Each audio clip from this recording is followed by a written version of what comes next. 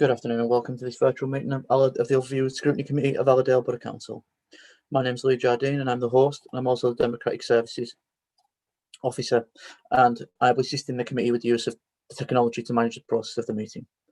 I will not have any control of the meeting, and the meeting will not begin until instructed by the Chair. This meeting is currently being live streamed via YouTube, and a recording will be made available afterwards. Everyone who has indicated they're attending has now joined, and the meeting is now locked.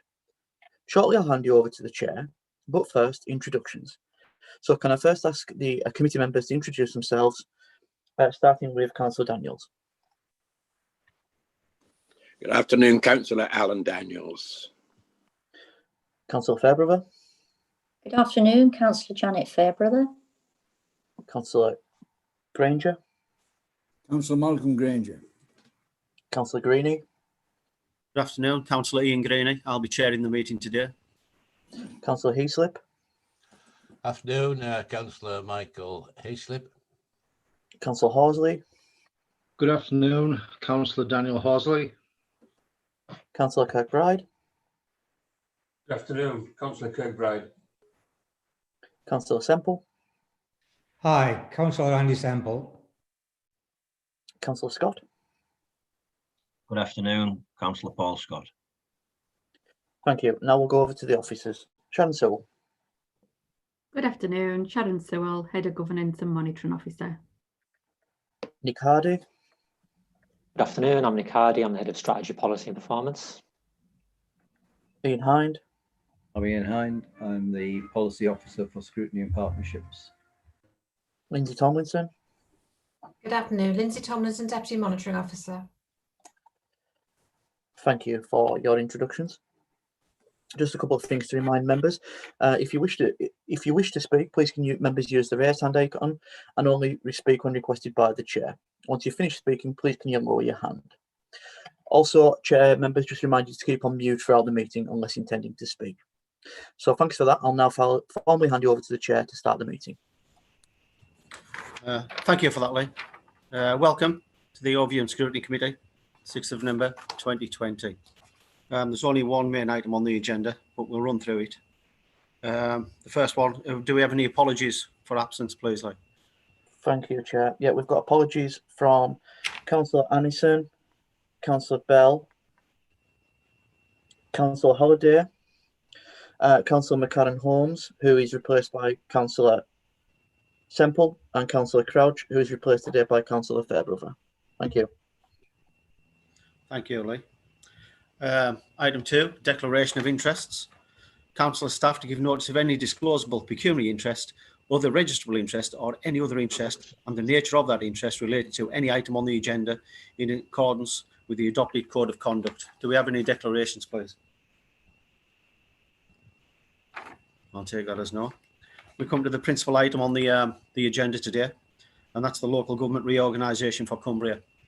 And we're going to receive a brief presentation from Officer Nick Hardy, who is the Head of Strategy, Policy and Performance. So if I can hand over to you at this point, please, Nick. Is that okay?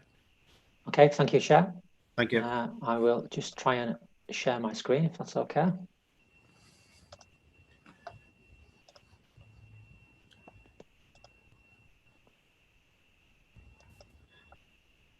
Yep, you got that?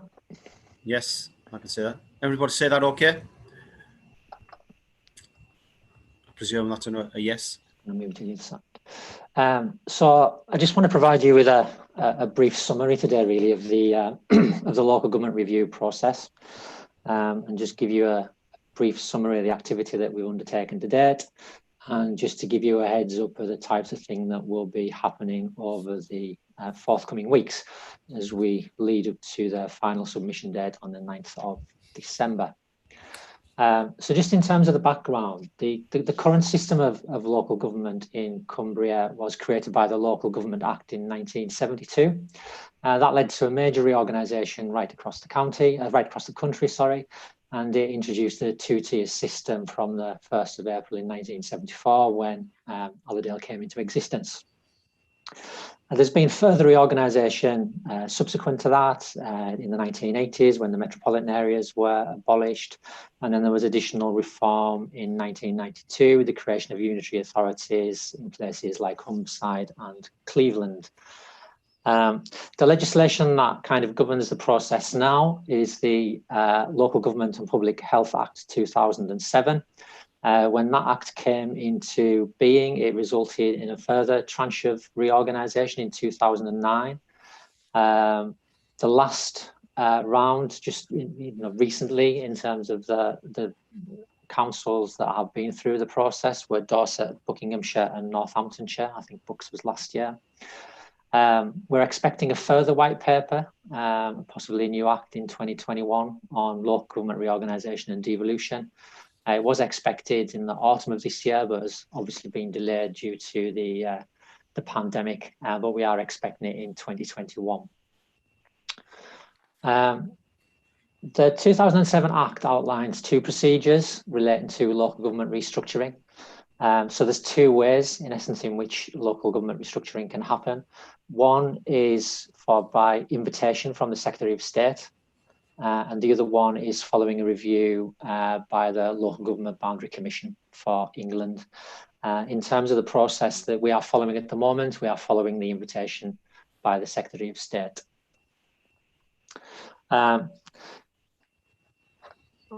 Here's Mike. So in terms of that process then, so in 2019, the Secretary of State set out a written statement that outlined the specific circumstances in which he would be prepared to issue an invitation under the 2007 Act. The government at the time was supportive of councils that wished to combine into unitary authorities where that was locally requested. But the minister at the time was not in favour of top-down imposition of local government reorganisation.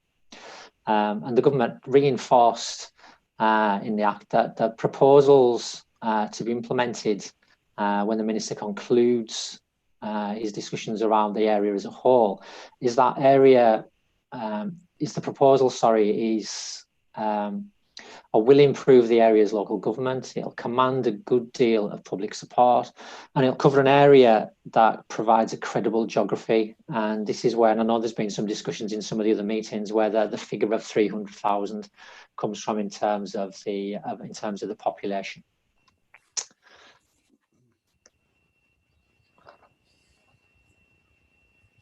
Oh, my screen's stuck. There we go. So in terms of the invitation to make a submission, the timeline for this can be tracked back to July, when all of the council leaders in Cumbria met with the Secretary of State. And he confirmed to the local authorities at that meeting that they could make a request to him to initiate the process. Subsequent to that meeting, Allerdale, Copeland and Carlisle wrote to the Minister and asked for the process to be started. The official invitation that started the process was received by the Council on the 9th of October. That invitation outlined the process that the Council will have to go through in order to make a formal submission. And it's a two-stage process. There is an outline proposal that is due by next Monday, the 9th of November. And then there is a full proposal, has to be with government no later than the 9th of December this year. Within the invitation, it outlines that the council can make any type of the proposal permitted under the 2007 Act. So I don't propose to go through all of those. But it gives you just a flavour as to the types of authorities that the government are looking for. The guidance to which we're kind of working in the development of the proposal was actually developed back in 2006, and it outlines the kind of the criteria to which any proposal must conform. And again, it's kind of broken down into two main things, and that's the change of the future unitary governance structures must be affordable. So the change itself must represent value for money and can be met from the council's existing resources envelope. So we can't create a new authority that's going to cost an additional 100 million to run. And it must be supported by a broad cross-section of partners and stakeholders. And then the local government, the future local government unitary structures must provide strong, effective and accountable leadership. They must deliver genuine opportunities for neighbourhood flexibility and empowerment, and they must deliver value for money on equity and public services.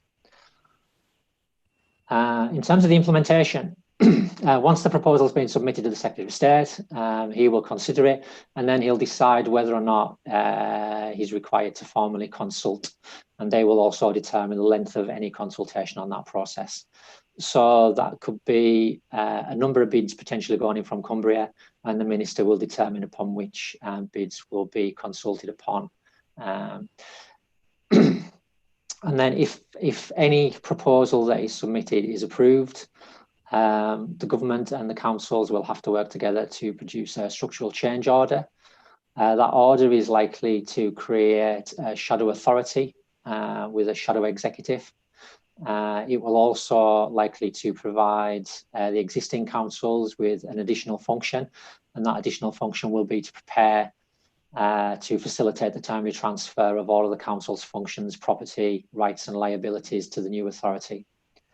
That will also set out an implementation plan that will be developed, and the new authority is likely to be set up in April 22, with the existing authorities being abolished in the following year. I thought it worthwhile at this point as well just pointing out that there is also a parallel conversation happening around devolution at the same time as local government reorganisation. The legislative process is separate to local government reorganisation, but the government has a preferred position for combined authorities and a directly elected mayor. And in Cumbria, to do this would require local government reorganisation, so as not to create additional layers of local government. So for one and us, it's kind of a sequential discussion. And I think the case for devolution is that significant levels of funding from government has been ring-fenced for directly elected mayors in recent years. So there's been large tranches of public sector funding that have gone directly to mayors, and areas such as ours haven't had the opportunity to bid for those. So there are some clear advantages for going down that particular route. In terms of developing a proposal to government then, as a council, we've been working with Copeland, Carlisle and Eden to develop a model for reorganisation in Cumbria. Together, we've jointly commissioned KPMG to undertake the development of an initial submission and the full business case. This will include an options analysis and a financial assessment of any new models' financial sustainability.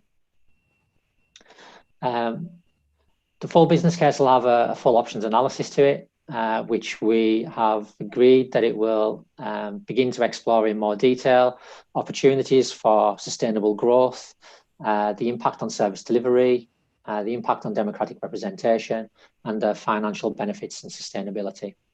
The full business case will also create a vision for local government and services in Cumbria, so it'll begin to explain in a bit more detail how we see things work and why it will be better.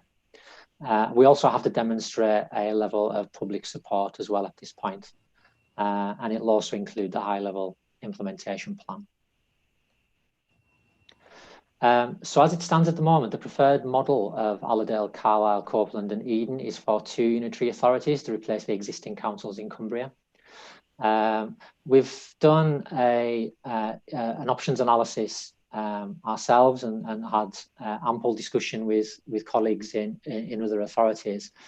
And the reason for kind of arriving at that preferred model is that we believe that it's the closest to achieving the population levels as recommended by government, but whilst at the same time recognising the functional and economic geographies and the local identity.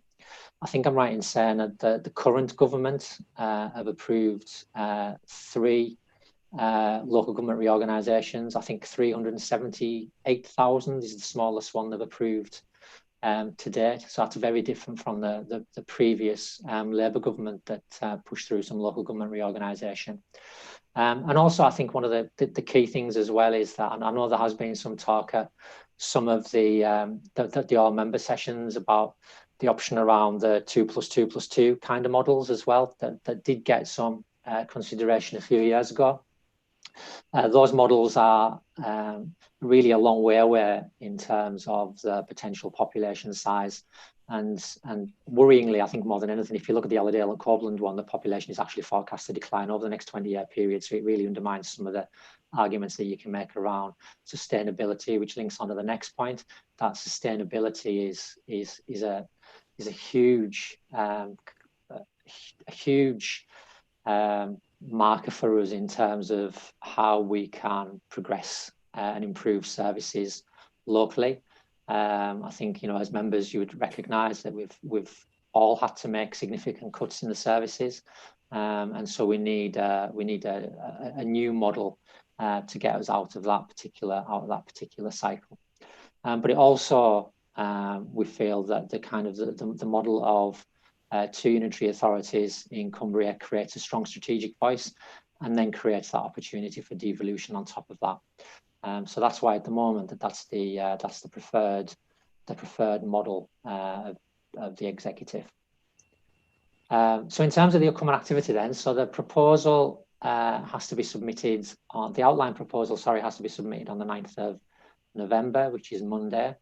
The decision to submit the outline proposal will be taken by the Deputy Leader after consultation with the Executive, yourselves today, cross-party working group that I've met a few times, and the full member working group that I've met a few times. The preferred option is to be finalised and a full business case submitted on the 9th of December. The decision to submit will be made by the Executive on the 25th of November. And also during the next few weeks as well, we'll start doing the consultation exercise that I touched on earlier to demonstrate that level of public support for the new model.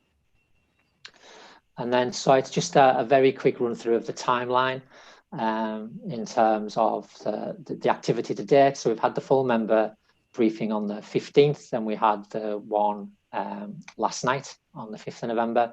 We've had 2 meetings of the cross-party working group in that intervening period on the 9th and the 2nd of November. There's a further cross-party working group penciled in for the 19th. I think Scrutiny meet again on the 20th, which provides another opportunity. And then the executive meet on the 25th of November with the full business case going in on the 9th of December. I don't know whether Sharon wants to say anything about the decision-making process at that point. Sharon, would you like to come in? Thank you, Chair. Yeah, I can just give a brief outline of the decision-making process, and then obviously if members have any questions, we can go further at a later stage. So this decision, as you'll appreciate, is about no less and no more than a proposal. It's effectively a proposal, a suggestion to the Secretary of State as to whether to choose and consult on implementing one of several proposals with a view to making a structural changes order through the secondary legislation. So the ultimate decision maker for local government reorganisation is the Secretary of State, subject to a parliamentary process. In terms of Allerdale Borough Council decision making, the default position on decision making is that a decision is an executive decision unless it is specified otherwise in legislation. And this decision around the creation of a unitary council or councils and the abolition of existing authorities is an executive matter under the relevant regulations, which are the Local Authority Functions and Responsibilities Regulations 2000. So the decision will ultimately be made by the executive of Allerdale Borough Council, but obviously following a number of engagement sessions, briefing sessions, group sessions, and as you're aware, we were talking about there'll be a full engagement session prior to the executive decision on the 25th of November. Okay. Are there any comments at this stage? Thanks, Sharon. Any comments from the members, please? Any questions? I've got Mike Mike, you've got your hand up. Would you like to come with a question there?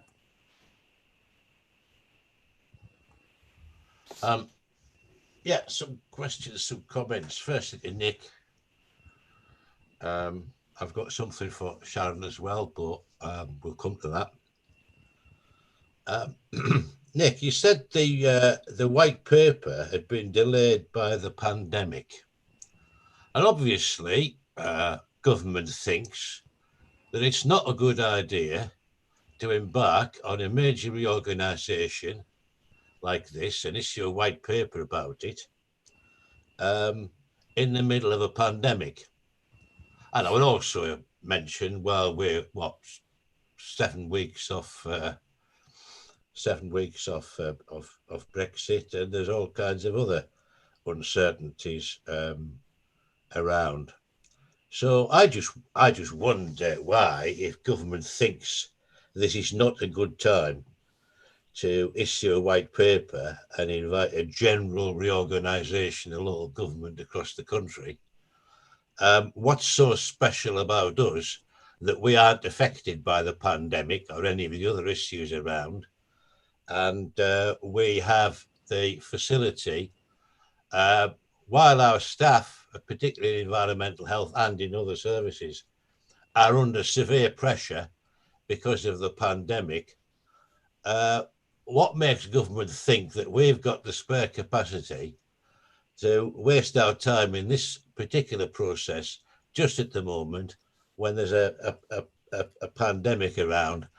And I just wonder why, if it's a bad idea for the rest of the country to do this, why somebody in the ministry thinks it's a good idea to push this through in our area. Are we some kind of, I don't know, experimental chamber where you can do this, and if it all goes wrong because of the pandemic, it doesn't really matter, it's only them buggers up north.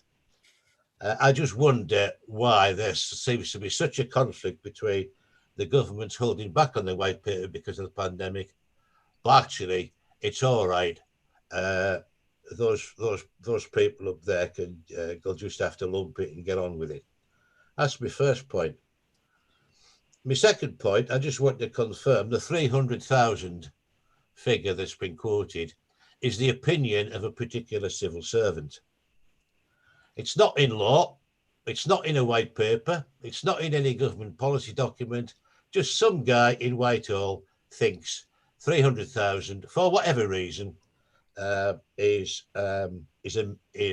what he wants, what that individual wants to see. Not a legal requirement at all. And it occurs, therefore, that when you look at the basic requirements of this process, that you also have to have, in a credible proposal, a local identity and a credible geography. Now, it seems to me that the 300,000 proposal conflicts both with local identity and credible geography. So one or other's got to go. Either we stick with the 300,000 and sacrifice local identity and credible geography, or we go with the 300,000 and we sacrifice local identity, credible geography, and vice versa. So there's a choice to be made between 300,000, it seems to me, and local identity and credible geography. So there's a process issue there, and we have to decide, I think, the council decide, which of those is more important, the 300,000 or the local identity and credible geography. Because whatever we do in the proposal as currently framed, we can't satisfy all of them. The other thing I have is a comment. You mentioned, Nick, the cross-party leaders group, but actually the cross-party leaders group, as I understand it, has no consensus about this. There is not a consensus within the cross-party leaders group that what's being actually proposed here by the executive is something they would want to support. So there's no consensus within the cross-party leaders group. And having taken part in the members' consultations, which you mentioned, again, I would say that as far as I can see, there is no consensus emerging from the members' consultations that the proposal that you're actually making has got widespread support. So I think on that basis, I would have to question whether what's being proposed actually meets the criteria for cross-party and wholehearted support, because it doesn't exist in the leaders group, and it doesn't exist in the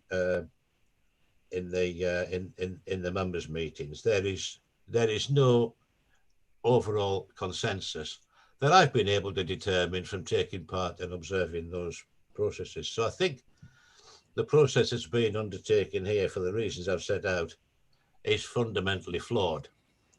And I think a more appropriate thing to do would be to wait for the white paper, see what's in the white paper. We can contribute to the white paper. We can submit observations to the white paper. A white paper is a consultation document. We might be able to get certain things changed. I just think we're jumping the gun, running into this in a very rushed way, irrespective of what you think of the proposal, the particular proposal. This is being rushed for reasons which I suspect are to do with the ambition of one particular civil servant. We're being rushed into something for which there is no general support, which is contradictory in itself in terms of the requirements that have been set out. So I think the process is fundamentally flawed. And I don't think this is robust or sound decision making. One genuine question I have, and that's the requirements for in the proposals for neighbourhood flexibility. Could you explain to us what you think neighbourhood flexibility means and how that's reflected in what's being proposed? And I've got a couple of issues for Sharon as well, but I'll stop there if I may, Chair. Let Nick deal with the points. Thanks, Mike. That I've made.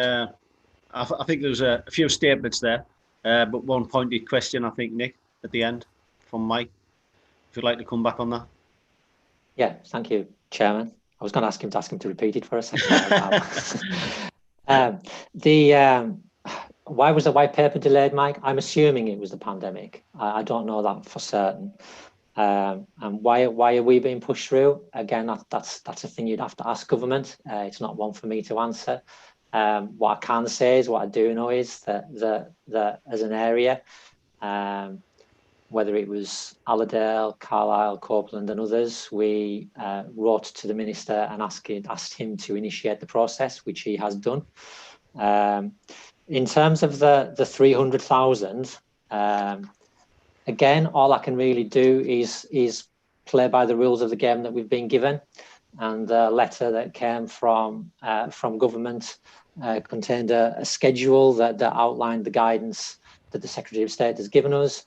And in that guidance, under Schedule 1, it talks about the credible geography consisting of one or more local authority areas with an aggregate population which is within the range of 300 to 600,000, or such other figure that, having regard to that circumstances of the authority, including local identity and geography, could be considered substantial. So I think the key thing there is considered substantial. And when you look at, I think I mentioned in the presentation, the size of the local authorities that the government have given the green light for local government reorganisation, they've been significantly in excess of that 300,000 kind of figure. I think there is a case for us to be slightly below that. I don't think there's a case for us to be a long way below that. I think there's a case for us to be below that because I think probably there is a consensus of opinion around that the geography of Cumbria isn't a sensible, credible, functioning economic area. There are parts of Cumbria that have never seen themselves as part of Cumbria. And I think that there are economic arguments, there are social arguments to be made in terms of the two unitary authorities. And I think part of the options analysis that we've gone through is which form of those options works best for an area in terms of providing that credible geography. In terms of the cross-party group, yes, I think the meetings that I've been in, there hasn't been a consensus, but I guess Sean will confirm that the reality of the situation is that those groups are about consultation. It's about providing the decision makers with the evidence and the opinions as to where the other members are, and having these kinds of discussions can be then taken on board in terms of developing our thinking further. And finally, I think it was neighbourhood flexibility. Yeah. Not entirely sure, Mike, if I'm honest. I think what the government are looking for is that flexibility and responsiveness at a local level. So what they're looking for is the flexibility within services to be able to provide a quicker response and recognition that one size doesn't fit all within the service delivery, and the recognition that sometimes when services are too small or too big, you're unable to do that as effectively. Okay, thanks, Nick. That satisfy you, Mike? Yeah, I've got some questions for Sharon, but I'll come back later on that. Yeah, I've got other people waiting to come in, Mike. I'll come back to you later if that's okay. Councillor Fairbrother, Janet, you have a question there, please? Yeah, thanks very much, Chair. First of all, I'm a bit disappointed that as a county we requested that we get on with this, because I think now we're being shoved into it very quickly, and I think it will just be a disaster by the sound of it. I think the 300,000 is just a figure plucked out of the air. I went to work in Blackburn with Darwin for about 6 years, and that was a very small unitary authority and a very successful one, and is still carrying on as far as I know. So that's a declared interest that I've actually worked in a very small unitary authority, and it knew its neighbourhoods very well. But my real question is, why are we calling one option the preferred option? If you're having a preferred option, one presumes there's more than one to look at. So that's why I'm a bit confused. Preferred by whom? And are there alternative models available for us to look at as an authority? Yeah, that's a fair question, Janet. Nick? Yeah, so in terms of the process, there are a number of different models. So in reality, when we take into consideration the guidance that we have, the models that could be considered in essence are a county-wide unitary authority, which the County Council have already taken their submission through their executive. So, you know, whatever happens, there will be a proposal going in that the Secretary of State will have to consider. There is then, if you take the two unitary authority model, you could split those unitary authorities in a number of different ways, with Allerdale, Carlisle, Copeland, Allerdale, Carlisle, Eden.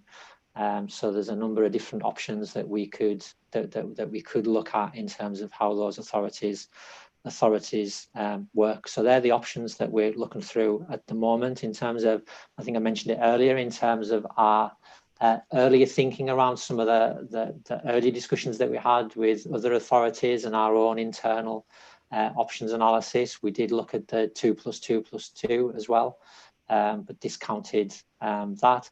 And I believe that there is a possibility of another model coming forward from South Lakes and Barrow, which has them potentially working with colleagues in Lancaster and leaving Allerdale, Carlisle, Copeland and Eden potentially working together. So the Morecambe Bay proposal that they've been working on some time as their economic partnership might also go forward as a model for local government reorganisation. So potentially there could be a number of submissions that go forward for the Minister to consider.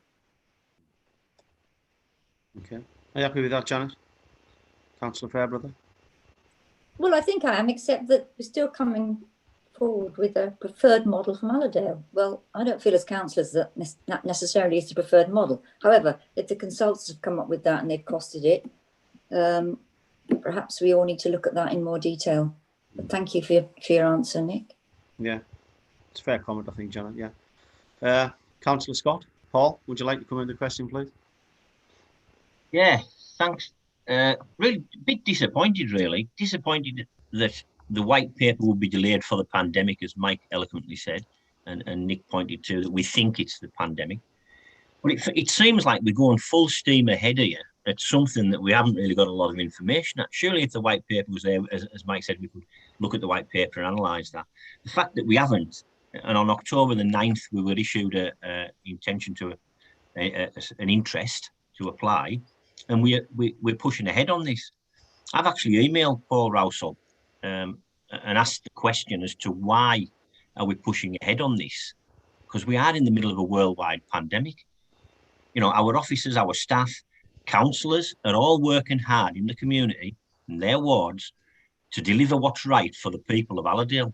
And it feels sometimes like we're sitting here, and to be honest with you, we're charging ahead from 9th of October to 9th of December to put something together about, you know, something that we shouldn't even be discussing, really. I wonder why 7 chief executives, 7 council leaders didn't sit down together, have a discussion and say, you know something, this isn't the right time. Why don't we write back and say this isn't the right time? Because I believe that would have been a more proactive way of doing it and dealt with it correctly. Not really a question, but there you go. Thanks for your statement, Paul. Thank you. Councillor Semple, Andy, would you like to come in with a question, please? Yeah, thanks, Chair. Could I say Councillor Scott's just articulated my view, so it says me. But my question is efficiencies. In the presentation, I mean, I'm kind of assuming that it's to do with efficiencies, right? So I can't see anything about costs. So is the driver saving costs?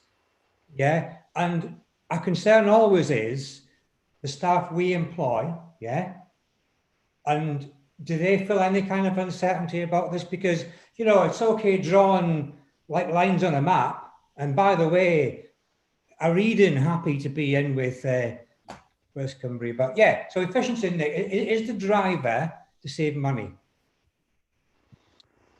Nick?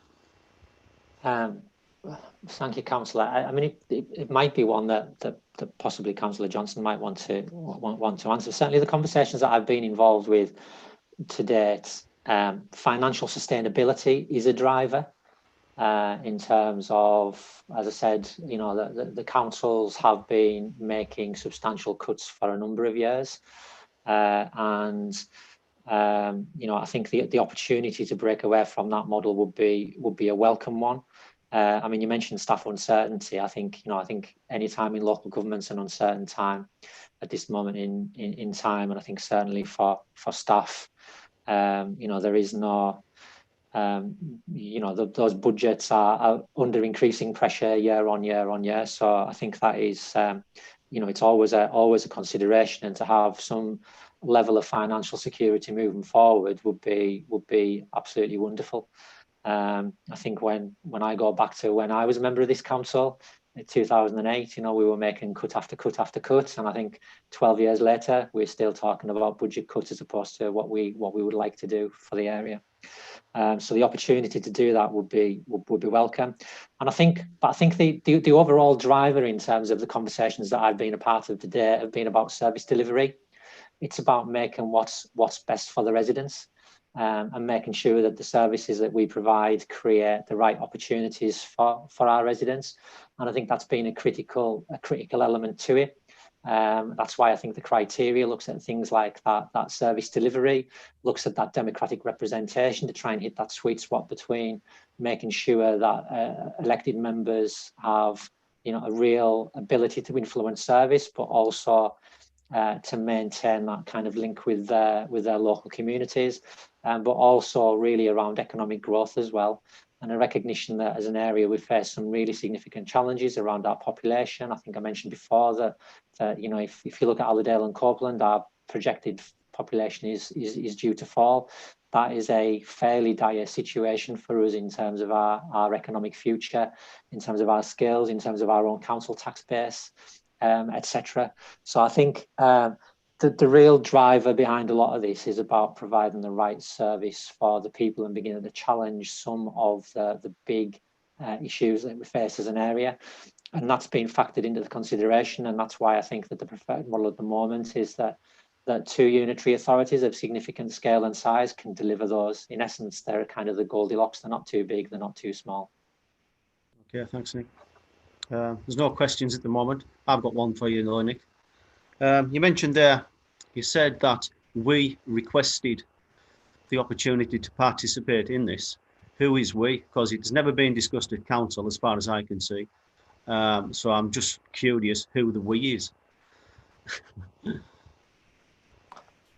Again, it might be one that maybe Councillor Johnson might want to jump on, but it's the Councillor Johnson is the Deputy Leader of Allerdale, Mayor Mike Starkey as the Mayor of Copeland, and Councillor John Mallinson made the request to government in a joint letter.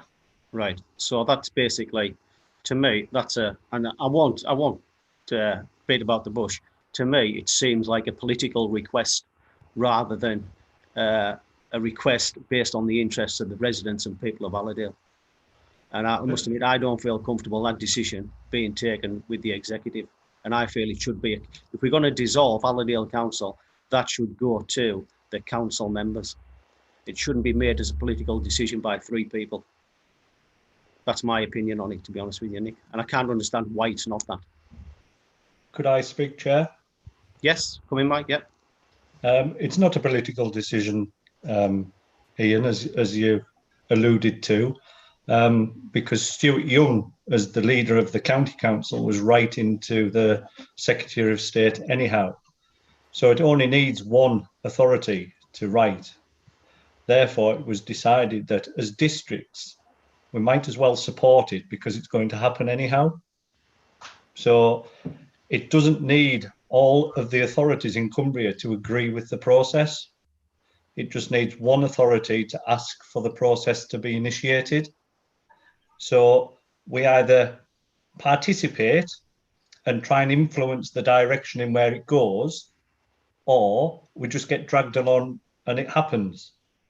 So the decision that we took, and the decision I took as deputy leader of this council, was we're better to be in the discussions as opposed to being outside in the cold.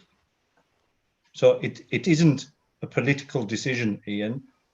By no means is it. It's about a decision that's what's going to end up being the best for the residents of Allerdale and the wider Cumbria. Okay, thanks, Mike. I've got some other questions coming in. Councillor Heasley. Mike, would you like to ask a question, please? Yeah, still on Nick's statements. There seems to be an assumption, which everybody's taking for granted, that bigger local authorities are necessarily more efficient and more financially sustainable. However, there's no empirical evidence for that at all. And the evidence from reorganisations that has gone on throughout the country, and indeed throughout the rest of Europe, suggests that the benefits from making your local authorities bigger and more remote from people are illusory. Because actually, when you think about it, whatever happens, there's still 46,000 households in Allerdale need the bins emptied. Doesn't matter whether it's emptied by a county council, district council, or a unit council. And the cost of emptying 46,000 bins is the same whoever does it. So I think some of these so-called savings are actually an illusion. They're mumbo jumbo peddled by management consultants like KPMG, who make a lot of money out of putting these proposals together. But actually, any savings that have been made have effectively been cuts disguised by the fact that we're having a reorganisation.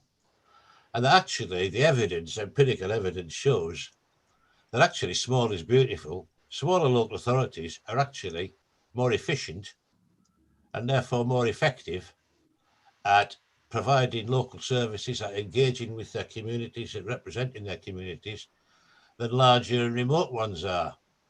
And anybody who's sat on the end of a telephone trying to get through to some call centre from some big organisation that's centralised all its services will know exactly what I'm what I'm talking about. Closeness to the people is actually the real benefit.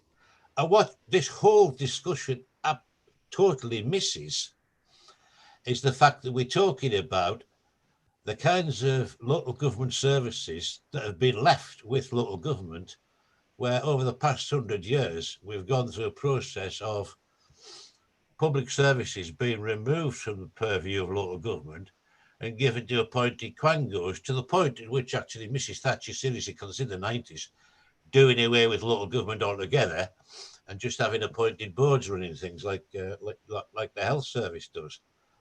The real savings, if you want to make real savings, is about joining up services, flexibilities of scope, efficiencies of scope, not scale, where you actually join up your local services. Okay, moving towards joining up district councils and county councils in localities is a step in the right direction. But there's a long way further to go. What about joining up at the local level your local government services, your health services, your employment services, DWP services, policing and so on?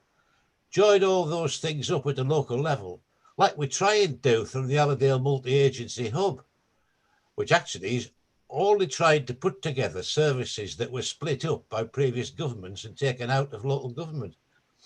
So that's actually the model that we should be striving for, getting all the local services to work together from a hub. Now, you tell me the Allerdale hub might work, but even so, Allerdale's a bit big for it to work. Imagine trying to run the Allerdale Multi-Agency Hub on a Cumbria-wide basis. It would just be a nonsense, because you'd lose all the benefits of local knowledge, local communication between people from different organisations who can deal with the cross-cutting issues that affect the people that we represent. And all we're doing, in fact, here is going in the wrong direction. Making ever bigger silos, ever more remote silos, more difficult to join up because they don't communicate with each other at the local level, because decisions are all taken in headquarters. Whatever we say about devolution, we know that in the county council, for example, no real decisions are taken by the devolved area committees. All decisions are taken in Carlisle by staff who are Carlisle focused and Carlisle centred. So I think we're actually, the whole process actually is missing the point of where the real benefits of local public service reorganisation are.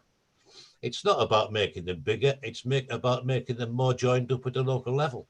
And it seems to me we're going in completely the wrong direction. The government's going in completely the wrong direction against all the thinking, even from the private sector, who you will notice in their model now is devolving responsibility and managerial responsibility to local levels, to manageable local levels, where people can actually control things in their own immediate market areas.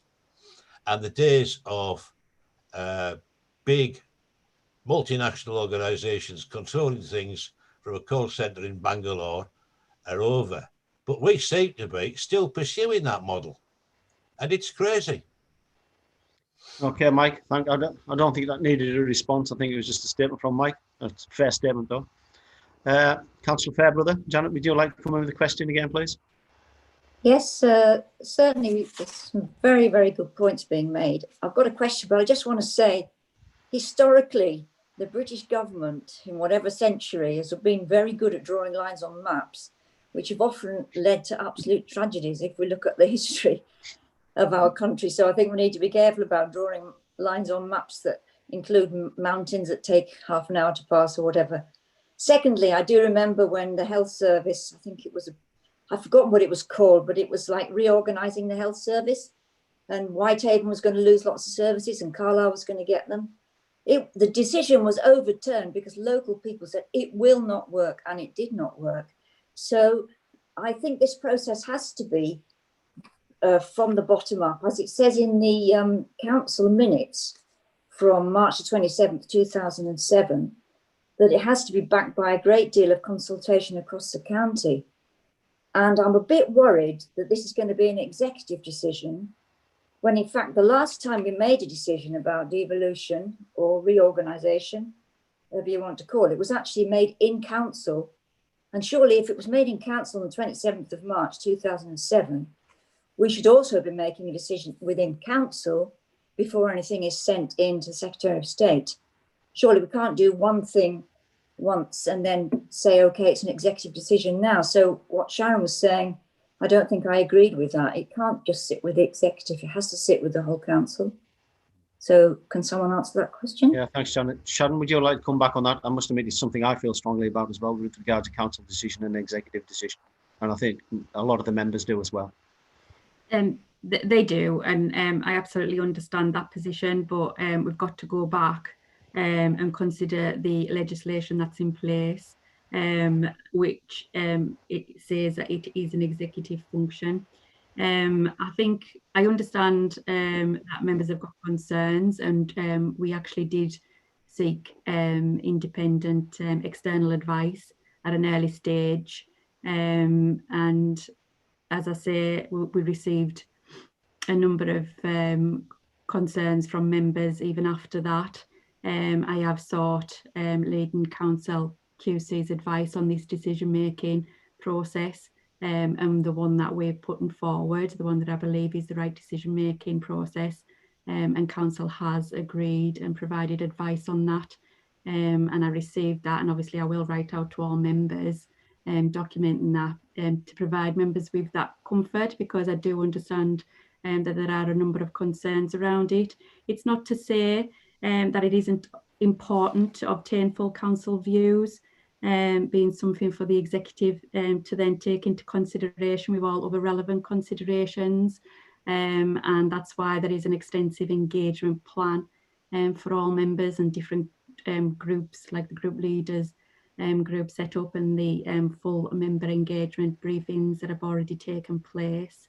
We did look at, I think Nick put the slide up before, and there is another all-member engagement on the 23rd of November, which is obviously the Monday before the executive, which is the 25th. And the thoughts were that that could be a full council meeting, but obviously we were taking advice, external advice. But I don't know if Councillor Johnson wants to come in through you, Chair, but I know he's got some strong feelings around this, and he may want to come in at this point. Is there anything you'd like to add there, Mike? If I can, Ian, please.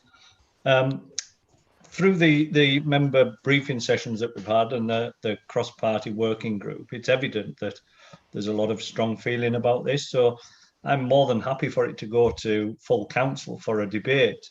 But what we all must be aware of, it's not good. Whatever we debate, it's not going to vote. There's not going to be a vote at the end of it that'll change what's happening.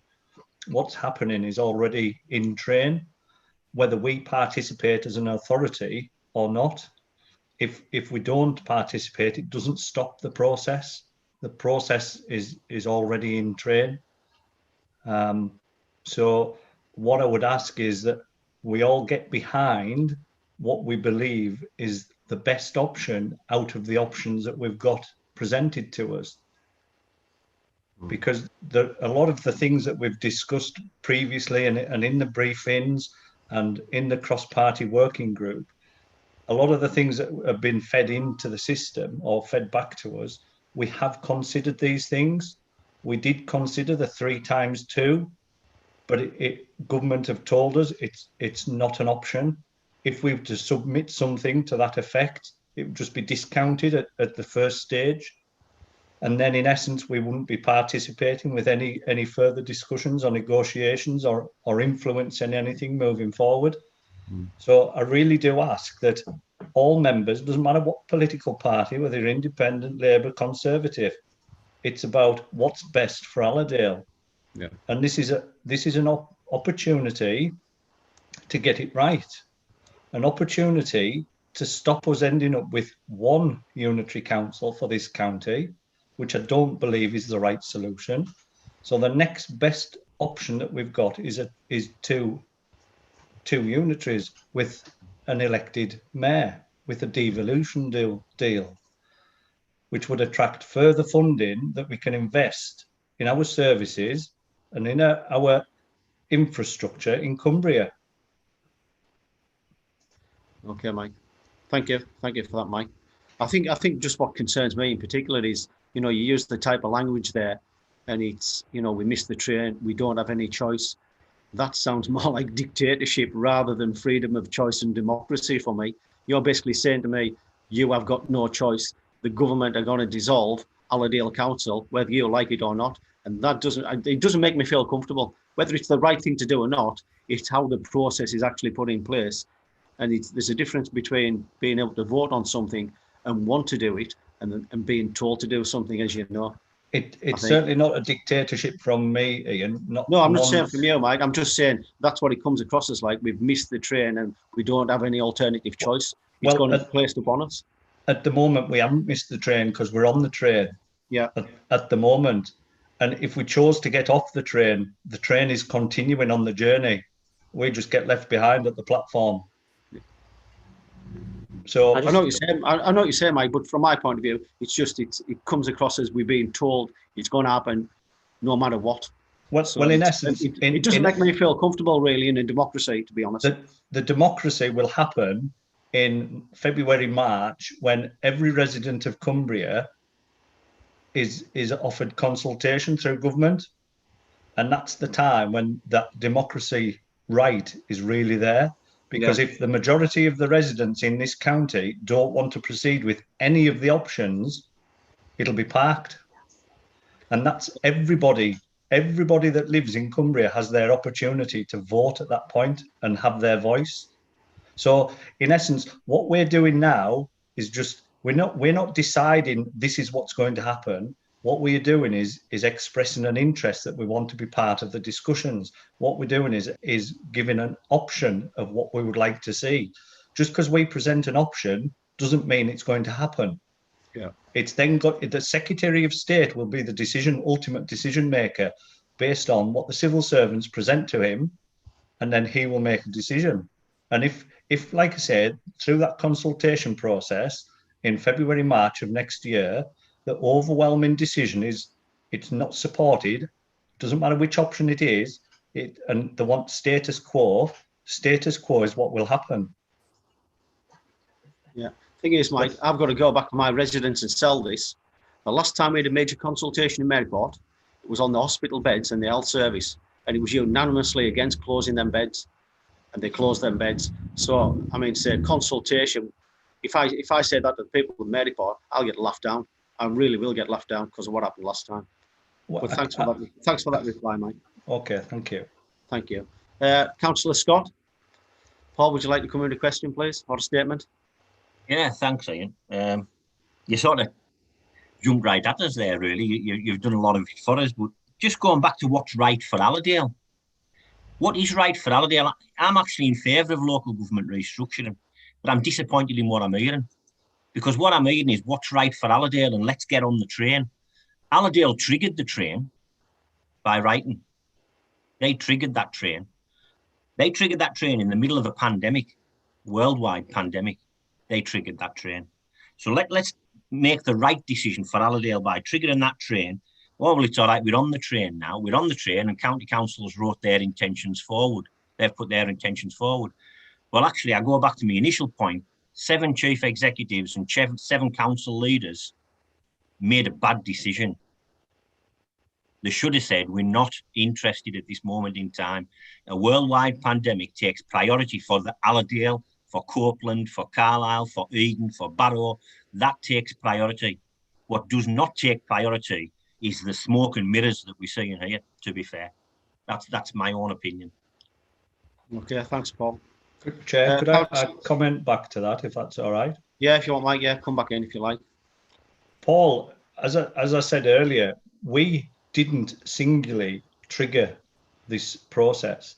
Stuart Young, the leader of the county council, was submitting a request anyhow. So the process was going to happen. So we, as I said, and without repeating myself too much, we either participate in those discussions always sit on the sidelines and just let it happen. So the right thing was to participate. It may be not something we wanted to do, but we felt that that was the right and proper thing to do. So at least we're at the table, because if we weren't, we would be left outside in the cold. If I can just come back in there, Mike. Paul, give us a sec. Thanks, Mike. Do you want to come back on that, Paul? Just briefly, I've got a few people waiting, please. Yeah, sorry, Chair. Stuart Young was interested in putting something forward for it. Again, 7 chief executives, 7 council leaders didn't make the right decision. The right decision was to sit down with Stuart Young and ask him not to put that forward, because that's what we are. That's what we should be doing. What we should be doing is all working together on the right for Allerdale and for our own areas. And I'm sorry, whether Stuart Young planned on putting it forward or he was forced into putting it forward, that discussion should have took place, and we should have ensured as a group of 7 chief executives and 7 council leaders that we did what's right for our own areas. That's all I'm saying, Mike. It's not a personal dig, it's just what's right for our own areas. But just so you know, these discussions started before COVID was initiated, and unitary has been discussed for 18 years that I'm aware of. There's been 2 failed attempts in that 18 years that I'm aware of. There may be more. So it's not just something new. It's been around for a long, long time. Okay, thanks, Mike. We're just going to move the discussion on, please. Got a few people waiting. Councillor Semble. Andy, would you like to come in, please, with your question or statement? Yeah, thanks, Chair. I'm feeling travel sick now. I don't know what part of the train I'm on. But You're in the Buffy car. I'm in the Buffy car, yeah. Okay, listen. Like staying with, I think all of the things that are kind of wrong with this have been said, but I get the point. I get the point that we've got to move forward. My concern really is, I mean, I live in a bubble. I never leave the house. You know what I mean. We're in lockdown, aren't we? Yeah. And in February and March, I do believe in democracy. I mean, and I mean, currently we've got the leader of the free world who's talking a lot of garbage, isn't he? So you've actually got to explain things to people. So what I'd be concerned about is that we all get a chance to input into the communication strategy, and that we're giving people information. But like Ian was saying about, what you said about the hospitals there, yeah, it is vitally important that we explain to people, we give people a choice, right? That's what I think. Yeah, thanks, Andy. Councillor Fairbrother, Janet, would you like to come back with the question or statement, please? Yeah, I was going to come back actually about, and Sharon said, that it has to be executive decision. To my mind, we can decide how we debate it within our own authority. And if we want to have a debate in council before the executive make the decision, so that the executive members hear the concerns of all the members, I think that would be a real good idea, and that would be democracy in action. And I also feel it ought to be more than just the one preferred option. For instance, looking back at the minutes again of 2007, the model there was actually 4 authorities. I mean, everyone keeps talking about the 3x2, but in the minutes here it says West Cumbria, Lakeland, Greater Carlisle, Barrow and Furness. That's 4 authorities with directly elected cabinet, and then there would be a mayor in charge of all that who would attract funding. So there are several possibilities. That one was approved by council all those many years ago and has never really been replaced. So if Scrutiny felt that they should say to executive, look, the feelings are running so high, the timing's wrong, the train's going too fast, we need to look at several models. The 4, not only the 3x2, but the 4 authorities, which was 2007, the county-wide one that the county council obviously want, and then possibly the preferred option, as it's called. So we really need a proper debate. If we're going to look credible within our communities, I think we should have a debate in council. There'd be no harm in it. Surely we can make that decision ourselves, and then the executive will have a lot more knowledge about how people feel and the different models that are available before they make their decision. Fair point, Janet. Fair point. Could I respond to that, Chair? Yes, come in, Mike, please. Janet, just so you know, KPMG aren't just solely working on an Allerdale, Copeland and Carlisle option for us. What they're looking at is that as one option. They're also looking at Allerdale, Carlisle and Eden. They're also looking at Allerdale, Carlisle, Eden and Copeland, and then Barrow and South Lakes go with the Morecambe Bay. So there's four, and obviously there's a single unitary, and they're putting the pros and the cons of all those different options. And once we're furnished with them, I'm more than happy to share that information with all councillors. So you can all see what's there and what's the benefit of going with what we believe is the preferred option of keeping Allerdale and Copeland together. But part of doing that, we've got to have Carlisle in there too, because that's the way the numbers split. That's the closest we can get to that 300 mark in each unitary. Can I come back up? Can I come back, Chair? Yes, I think Janet, we've Yeah, already come had back. a debate about that 300 is neither here nor there, and I think we ought to put that figure to bed because it's not been demanded by anyone in particular. And I also think, and thanks for the idea that we'll have a look at the different options. There's no harm in us debating it in council once you've furnished us with all that information. But I think 300,000 should not be a big consideration. It is in the criteria, Janet, so it needs to be a fundamental part of the process. From what Mike said, he didn't think that it was criteria. However, I stand corrected if I'm wrong on that point. It is because it's in the letter. I can clarify again, Chairman. Yeah, Yeah, it is part of the letter that was received from the ministry in terms of the population. As I say, there's the two schedules that set out the guidance from the Secretary of State, and in Schedule 1, Section C, it does quite clearly state that the population range is 300 to 600,000. Or such figure that, having regard to circumstances, the authority include local identity and geography, could be considered substantial. So the key thing for us is that substantial. I go back to say that this government haven't approved any local authority reorganisation less than 375,000 that I'm aware of yet. So that gives you some indication as to where they are in terms of what they consider substantial. Okay, Nick. Just, Thank you. can I just make one more point, Chair? Yeah, this government hasn't approved any of that. Before then, very much smaller ones were approved. I think it very much depends on what the local members really want. And if we want to turn around and argue with the government, I think we should. However, I won't have any more points to make. Thanks, Chair. Okay. Yeah, thanks, Janet. Yeah, I think the valid points, to be honest, Janet. Councillor Daniels, I've got Sharon Sewell want to come in. Do you want to make a statement, Sharon, on one of those comments? Thank you, Chair. It was just coming back on Councillor Fairbraver's point there about the debated full council.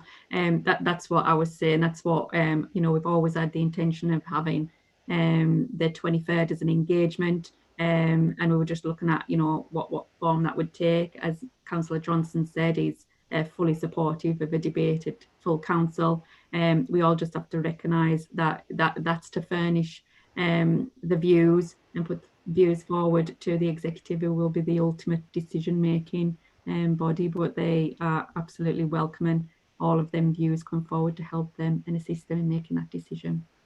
Okay, thanks, Sharon. Thank you, Sharon. Yeah, thanks, Chair, Chair. if I can just come in a moment, I just need to let you know that Councillor Grange has left the meeting. Okay, thank you, Lee. Councillor Daniels, Alan, would you like to come into question or statement, please? Thank you, Chair. Three questions for Nick, just three quick questions. If we end up with having two unitary authorities, where would you propose the dividing line to be? I think that's quite important for my members to know, because we already feel that we're not sort of a part of anything. We're certainly not a part of anything that goes on in Carlisle, and not always sure that we're part of anything that goes on in Allerdale, to be fair. So that would be one question. The second question would be, what would happen to our own staff? Are we then looking at layoffs if this goes ahead? And my third question is, with parish councils, I've heard that they could actually get more powers. Is that true, or is that something that is just wishful thinking for people in parish councils? So that's all for me. Thank you. If you can answer those, Nick. Yeah, thanks, Alan. Nick, would you like to come back to Alan on those? I don't really think I can make a recommendation at this point in terms of where the dividing lines would be. I think that's the work that KPMG that are doing, and they'll come back with a full options analysis, and it'll present you with information that then a decision can be made of. I think in terms of the other two questions, what happens in terms of staff, then yes, everybody, you know, the councils that are in existence at the moment wouldn't exist anymore, and people would be looking to go into the new authority, and you know they would have to go through a competitive process for that. And in terms of parishes, from what I understand, that there is potential for parishes to take on additional responsibilities and to do more things. I'm not quite sure in terms of the overall geographical spread and scope and coverage of parishes right across the entire patch. Obviously, that has to be taken into consideration. But yeah, I understand that there is the opportunity for greater subsidiarity with some of the services. Thanks, Nick. Yeah, thanks, Nick. Thank you, Chair. Alan. Yeah, thanks, Alan. Councillor Heasley, Mike, would you like to come with a question or statement, please? Yeah, just on the point about parishes first, and then if I may, I'll come to my points for Sharon. If there's nobody else, yeah, no problem. You'll keep me under control, Chair. Yes. As far as I can see, there's nothing proposed in terms of potential devolution of parishes that we couldn't do today. I don't think there's anything in any of the legislation that has put any of the new unitary authorities in place over the past 20 years that have been created that gives them any more power to devolve things to parishes than we currently have. So I think the question of devolution, voluntary devolution to parishes is a red herring, because we can do that. We can do that now. The other thing that actually hints at the back of my mind is you might find in this new setup what you might call compulsory devolution to parishes, where you might say, right, well, this new authority might say, well, actually, we're not doing this anymore, so you pick it up, parishes, or it doesn't get done. And that seems to be the trend when you're talking about reducing cost. My fear is that the majority, we've got 60 parish councils in Allerdale, some of them extremely small. There's no way they could pick up these services. Some of the smaller ones, I'm sure some of the town councils would be quite happy to do a lot of it if they got the money with it as well. But some of the smaller parish councils wouldn't be able to. So I suspect what we might get is, if you like, restructuring of parishes as well. Parish government reorganisation, as we combine smaller parishes into bigger parishes, so they're big enough to take on some of the services that will be devolved. And if you think that's going to be, easy, well, yeah. Think again. If there's a lot of kerfuffle about this, you start trying to interfere with people's parish councils, and then you really will be in trouble. So I think the parish devolution issue is a red herring, because we can do it now. The point I wanted to make to Sharon was, and me and Sharon have been having a debate about certain aspects of the legislation, the Regulation 2000, because as I understood it, the council made a plan in 2007, which was the document that Janet referred to, which I think everybody on the committee has actually received, because that's the last time this council actually adopted formally a plan or policy or whatever for local government reorganisation in 2007. Now, I'm not arguing, not for a moment arguing, that the decision to submit an expression of interest or an initial submission or whatever to government is not an executive decision. What I was suggesting was that under the regulations, an executive decision to do something must be in accordance with an existing adopted plan or strategy of the council, or at least must not conflict with it. And what's proposed, the executive decision that actually, we haven't actually seen, have we? We're here talking about an executive decision that's being proposed, but none of us have seen it. So none of us are really clear what we decide.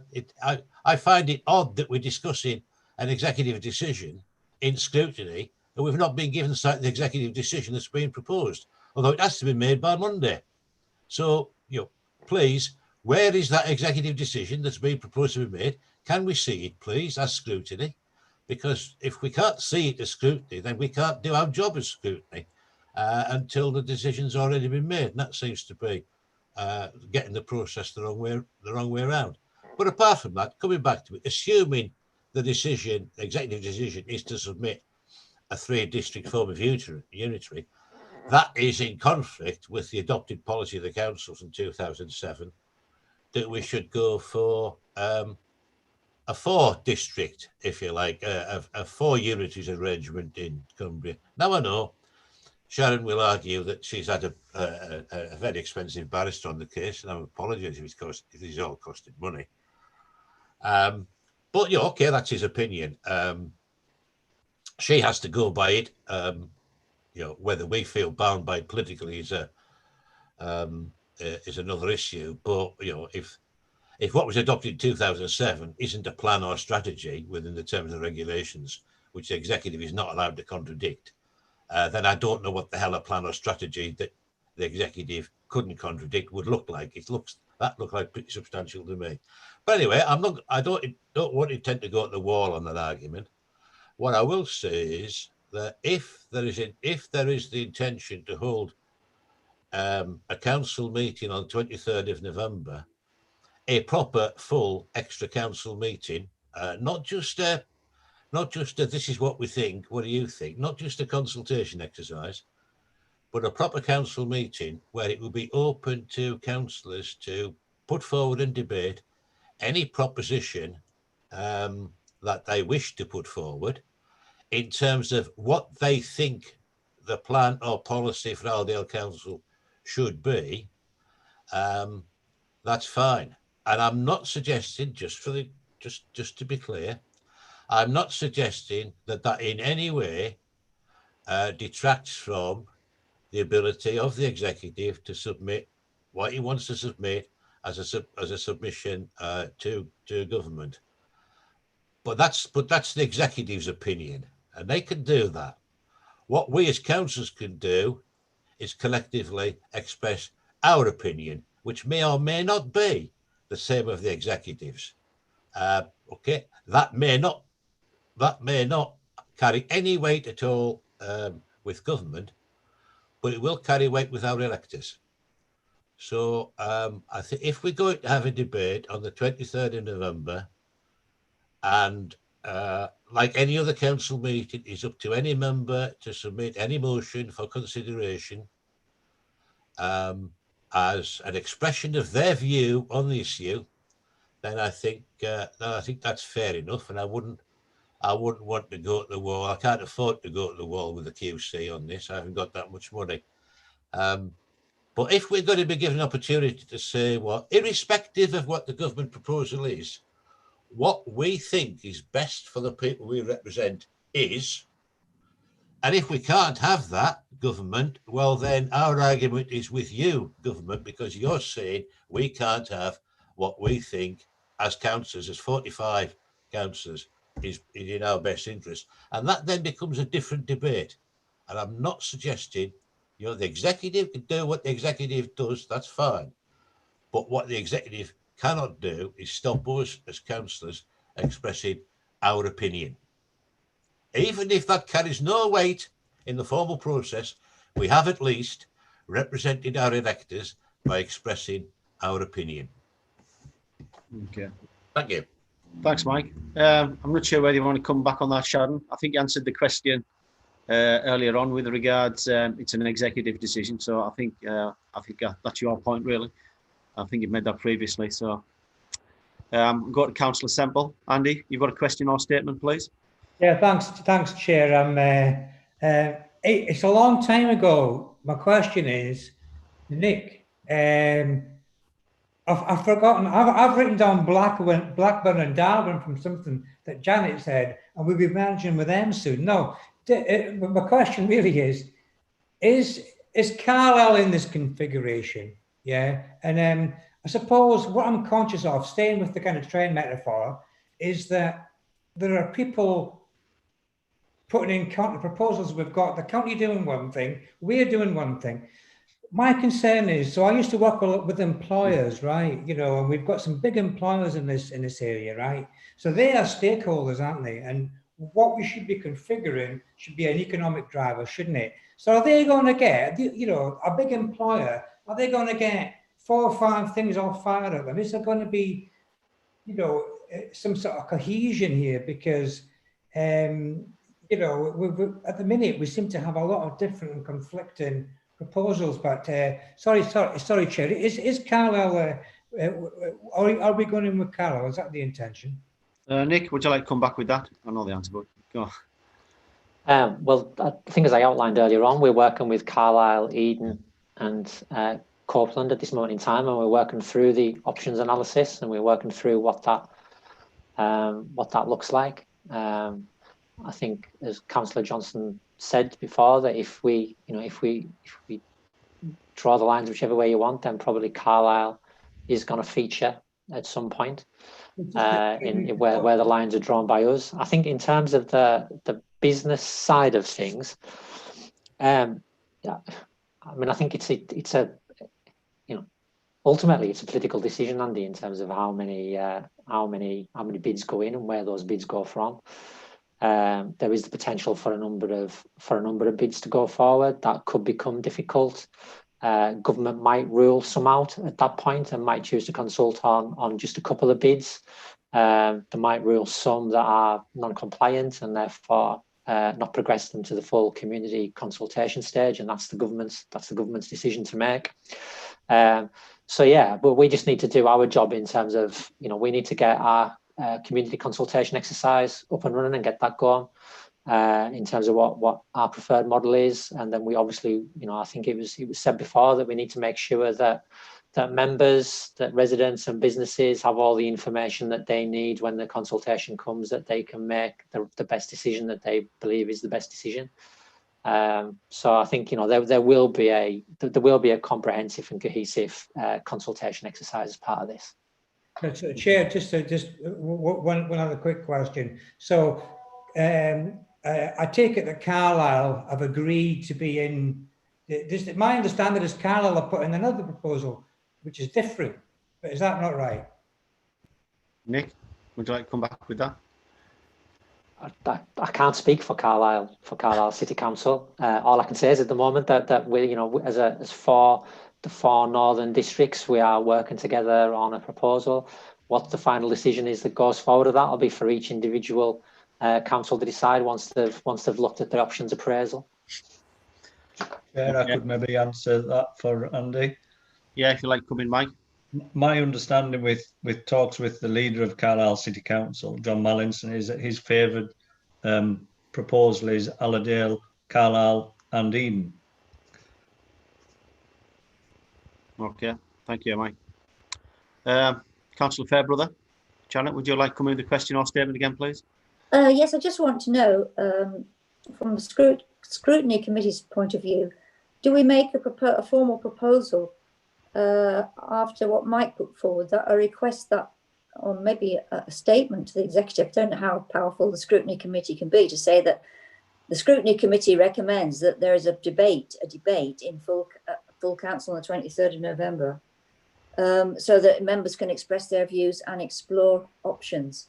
Because otherwise, maybe if we don't put a formal proposal forward from Scrutiny, it'll maybe just kind of disappear. So I'm proposing a formal proposal. That's what Scrutiny recommends. Okay, from this meeting, Janet, yeah. Yeah, from this meeting. I don't know whether I have a seconder for that. I'm sure Mike will second that. Yeah. As already alluded to by myself and Sharon, that we're more than happy to have that 23rd date of November to be a full council meeting. Yeah, that's fine, Mike. I think where Janet was coming from, she just wanted to capture that in black and white, basically, just to make sure that it is captured and it is formally registered as a request, I think. No, that's okay. There's that commitment from me that will happen. Okay, is that okay with you, Janet? It's been Yes, captured by Mike. I just wanted to word it in the way that Mike said. You know, it's not just a case of, well, this is what the executive think. It's a case of this is where the councillors get their chance to articulate what they think would be best for Allerdale. And then even if it doesn't go ahead, at least we've said, well, we think this was best for Allerdale. Yeah, because then that's fine. it will be recorded. I appreciate that. Yeah. Again, Chair, just following on from that, I would advise that the letter has already been furnished to group leaders, which has the criteria. So it will be a recommendation that any proposal that the wider council come up with, that it meets those criteria. Otherwise, it won't be accepted as an option. So it must meet the criteria that the government of the Secretary of State has laid out. You'll be surprised, Mike. Things are always negotiable. Thanks for that. Are you okay with that, Janet? Mike's taking that on board, and it's yeah. I'm okay with it. I just feel we don't want our hands too much tied, even if we go a bit off the wall. I mean, yeah, we'll put something out formally then. Yeah, we'll put something out formally as a recommendation from this meeting. Thank you, Chair. Councillor Scott, Paul, would you like to come in? Question or statement, please? Yeah, it was just a question for Nick. Have I read somewhere that South Lakeland, Barrow and Lancaster have put their preferred option forward? And I know the communication that's gone on with regards to crossing of the lines, with regards to blue light services, etc. But if they've put that proposal forward, then is it not the next that we would put the four forward for us, i.e. Eden, Carlisle, Copeland and Allerdale? I don't know whether Councillor Johnson wants to pick that up, but I can say, yeah, we are aware that there is a Morecambe Bay proposal being looked at. I can't say for certain as to whether or not that will be submitted. It's something that we are factoring into our options. Okay, Mike, would you like to comment on that? I can, yeah. Paul, any proposal we put in for what we would like to see. So, as an example, Copeland, Allerdale, and Carlisle, we've got to say how that then benefits Eden, South Lakes, and Barrow. We can't just look at ourselves in isolation. So the submission that Barrow, South Lakes, and Lancaster put in has to then say that their other unitary would be Eden, Copeland, Allerdale, and Carlisle. So that forms part of their submission. And it would appear so far that we don't have agreement between the four councils that have engaged with KPMG collectively. There's no agreement for the four at this moment. There's not a support there for it, and that's come from Eden. They don't want to be in any unitary that's associated with Copeland, and interestingly, neither do South Lakes. Is it a specific reason? Is it around the nuclear issue, Mike? Whilst it's not been outwardly put there, Ian, I would strongly suspect it's about the coal mine and also the nuclear.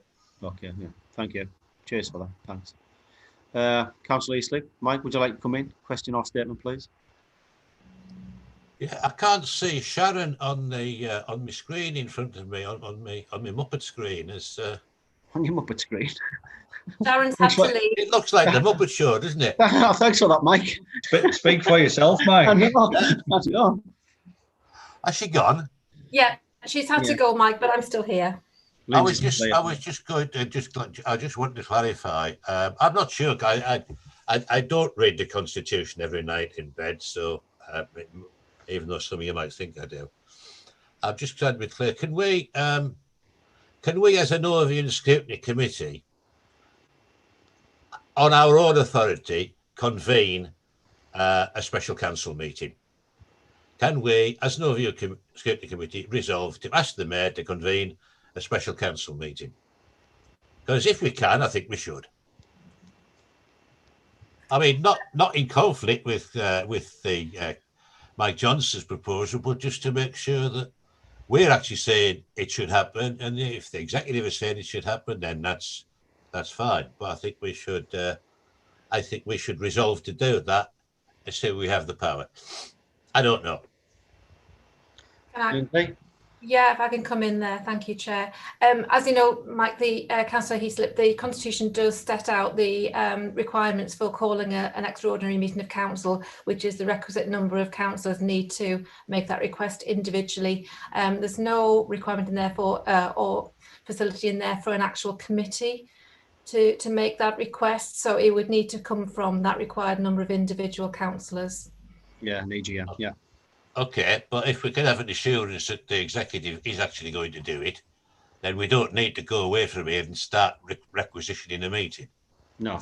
If we have that assurance, that would be fair enough. Can I give that assurance again, Chair, please? Yeah. Thanks, Mike. I have already given that, Mike. Just be sure, Mike. Yeah, but this has been recorded. It's been live streamed, so it's well recorded that I have said that we will do that. Okay. Right. Thanks a lot, Mike and Mike. Just wait one other point while I'm on. Okay, then, Mike. There's an elephant in the room in this debate that nobody actually mentioned until the issue of Eden and South Lakeland not wanting to be in bed with Copeland came up. And that's the whole, well, not just the coal mine, but the whole nuclear issue. If we get this wrong, and end up with ourselves being in a local authority structure that has, if you like, a bias against nasty, dirty, heavy industry, a bias against what they would see as nasty, dirty coal mines, and a bias against what they would see as nasty nuclear industry, we could find ourselves in a situation where the economic interests of West Cumbria in terms of developing industry and the nuclear industry and other industries are actually outvoted by I'll better be careful what I say. City dwellers, Mike. Outvoted by refugees from urban areas looking for some kind of Wordsworth and Beatrix Potter idyll that actually prevents us as a community developing the industries and economy that's in our interest. So yeah. I can some of the situations where you've configured, I can think of a Cumbria-wide unitary voted to block the development of the managing radioactive waste safely process. A Carlisle, Eden, Allerdale, Copeland arrangement might have a majority against any kind of economic development of the main industries of West Cumbria. So we need to be bloody careful about who we get into bed with, because we could actually find ourselves strangled in the night. Chair, could I just comment on that, if you don't mind? Yeah, if you'd like to come in, Mike, yeah. Thanks, Mike, because that's the most supportive comments that I've heard on this meeting today, because that's exactly what we're looking at. If we were unfortunate enough to end up in a situation where Copeland was with South Lakes and Barrow, I think what you've just touched on there is exactly right. South Lakes are appear to be very anti-nuclear. And could you imagine any planning authority that's not pro-nuclear dealing with a nuclear application? It would take months and months, if not years. At least with the proposal that we've got as a preferred proposal so far, which is Copeland, Allerdale and Carlisle, at least all of those areas, those boroughs and districts are pro-nuclear because the supply chain is within all three of them. Okay, thanks, Mike. Do we have any other questions? Councillor Fairbrother, Janet, would you like to come in again? Just quickly, talking about the nuclear, of course, there's Barrow, isn't there, as well? So there's all sorts of configurations about industry in the future. So I guess it's difficult, isn't it? But everything should be on the table at this moment, assuming it meets the criteria. But certainly Barrow has a big stake in the nuclear industry too, doesn't it? Yeah. Although geographically it's a long way off. Yeah. That's just a comment, really, Chair. Okay, thank you, John. Do we have any other questions or statements of anyone? Can't see any. As it's the only item on the agenda, I'm going to close that out if there's no other questions. I'd just like to thank everybody for participating. I think we only have one recommendation, and Mike's agreed to that formally in the meeting, so we'll carry that forward to the, I think it's the 23rd, Mike, is it? November, yeah, meeting in council. So yeah, I'd just like to thank everybody for coming today. I think it's been a lively debate. People have got things off the chest, so to speak. And we'll see each other in full council, I think. Everybody trying to have a good lockdown weekend as much as we can. And keep safe and look after each other. Chair, if I may, it's just so scrutiny members are aware that I do need to submit the outline expression of interest as alluded to by Monday. So I thank you for inviting me to this meeting today, and I thank all members that have participated in the briefings to date, and for the group leaders and colleagues participating in those meetings, which allows me to then make that decision. Whilst it may not be everybody's favoured approach, but I do need to pursue that and make that outline expression of interest to the Secretary of State by Monday. Okay.